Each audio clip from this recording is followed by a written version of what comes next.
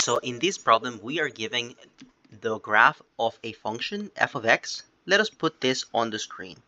So here we have the graph of the function f of x, which we're going to break into little segments. So we have this first part. The area of the first part, we're going to call that area A1. Then move on.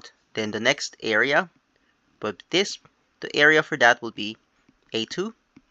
Then the next area will be A3. Here is A3. The next area will be this area here, from here to here, which is A4.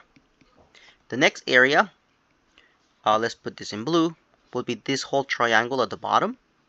Under the x-axis, we are going to call that A sub 5, and there's a little bit left. This little area here, we're going to call that A sub 6. Note the following, that A1